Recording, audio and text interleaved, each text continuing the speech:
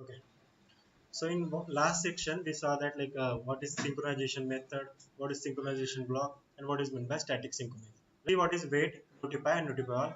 As you remember that in the while we are seeing this program, right, like synchronized method, synchronized block, and static synchronization, there we created one program. There we created small application that is a ticket booking, right? Remember, whoever joined that, remember that day I created ticket booking app. What we will do today, if you want to use these methods, what we'll do that day we simply collected the ticket. We will try to try to calculate the ticket. Today we will try to calculate the ticket collection. How we will calculate that? So for that simple, I am creating a ticket collection app. Ticket collection. Simple, I have created a class with the name ticket collection. I will remove this extension from here. Okay.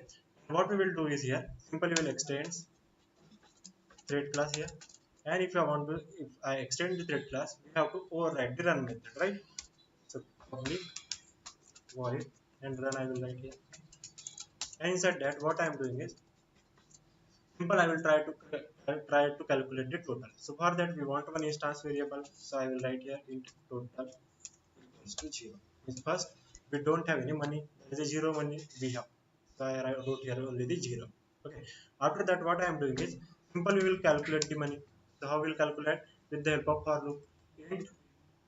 Int I equals to suppose 1 from first person we will take, or from 0% I will take also. So then I is less than equals to 10. Suppose we are calculating for the 10%. Then I plus plus. Simple, here we write not system dot out total equals to total plus, suppose our theater price is 100 rupees. So for each person it will become 100 rupees, right? 0 plus 100, 100 plus 100, 100 200 plus 100, it will calculate. Yes, 1% 100. Okay, so how it will be calculated? What is the price of initial price of the total here? See, 0. So first time what it will be calculated? 0 plus 100. What is the new value we will get here? This is the 100. Again the value will be value of I will be 1. Then here 100 plus 100 it will be calculated.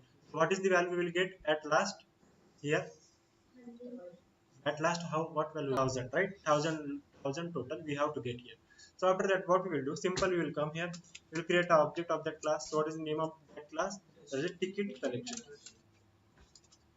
So ticket collection, I will write it here like that. TC, with the help of that TC, simply I will write the run method. And if I want to call that total, so how we will call that? Simple, with the help of TC dot total we will calculate like that. Okay. Here we will write rupees,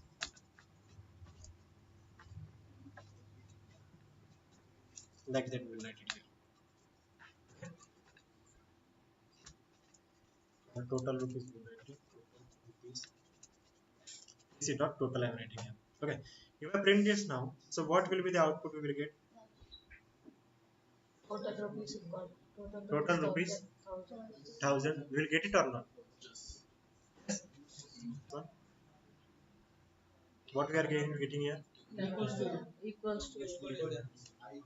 I less than or equal to 10.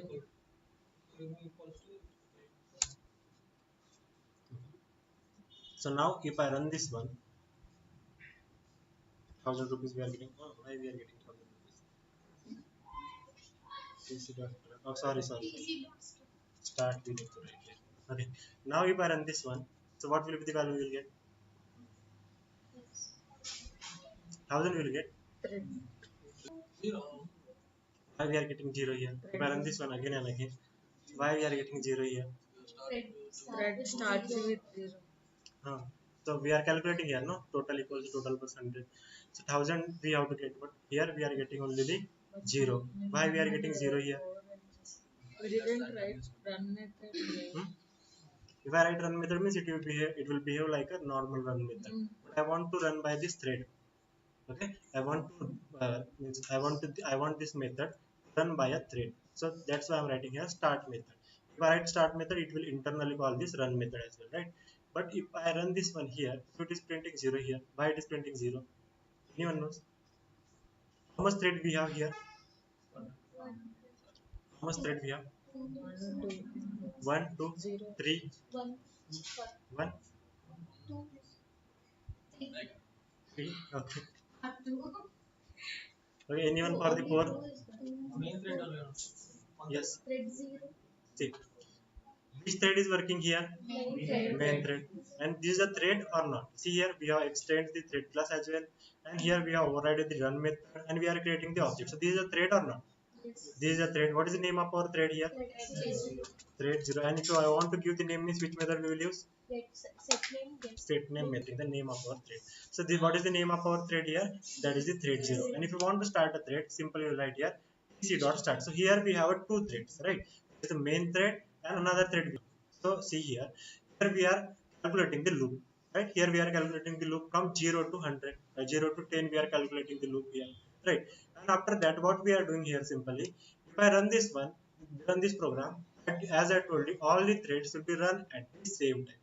Okay. All the threads will be run at the same time. So suppose we have a two threads, so both the threads will be run at the same time, right? So it will be create a thread here. After that, tc dot start means this thread means whatever thread is working here inside the main method, that will also execute the task. Means before calculating this total, okay, before calculating this total, it is printing this line. Main thread is printing this line because if I want to execute this code, that is the for loop, it will take some time, right? If I want to execute this for loop, it will take some time. But before calculating this total, main thread is printing this line. Okay, before calculating this total, main thread is printing this line. So because of that, we are getting 0 on this, right? So what we want to wait a main thread. We want to wait a main thread to calculate the total. After calculating the total, it have to print this total. So for that, we will use here the main. Simply we will use here the another method, that is the wait method. Okay, so why we are using the wait method? So if I write here tc dot wait, okay, that is throw one exception, so we will handle that exception. There's the interrupted exception. It is throwing. After that, if I run this one now, so can it will be give you the total we want. So can it will be give yes or no? Yes, if I run this one, run as Java application, it is giving the exception. Which exception it is giving? Say current thread is not hold up. That is the illegal monitor state exception. Why? So see here. If I come here, after that, where see this thing. To call wait, notify, or notify all method on any object, thread should be on the log of that object. So which concept is coming here? That is this synchronized concept. Okay, and this method is coming inside the synchronized block or any synchronized method. It is present inside the synchronized block or any synchronized method or not? No, right? It is not present inside any synchronized block or method as well. Static synchronization as well. So that's why it is giving the current thread is not on, which it is giving the state exception. If I want to achieve that, what we need to do, we have to write into the synchronized block. Simple.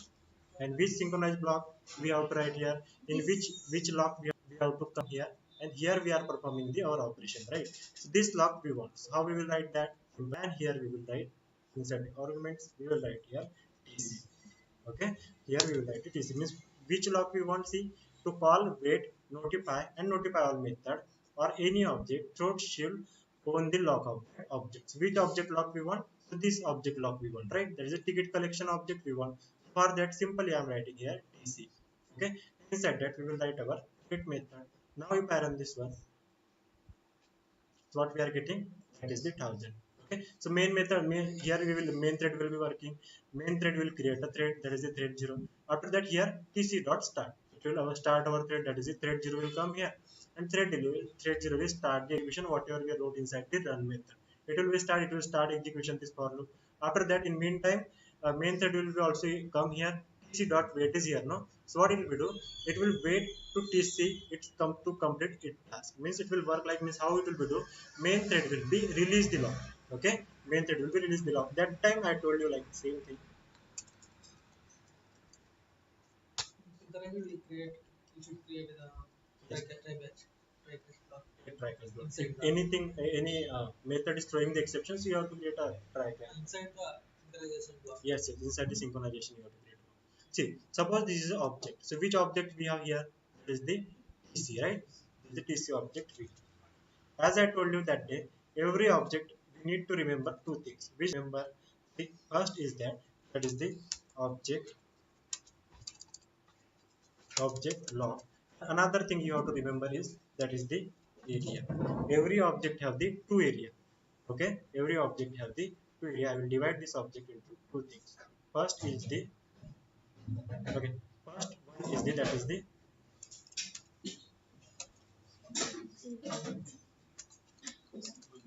area, and another one we have that is the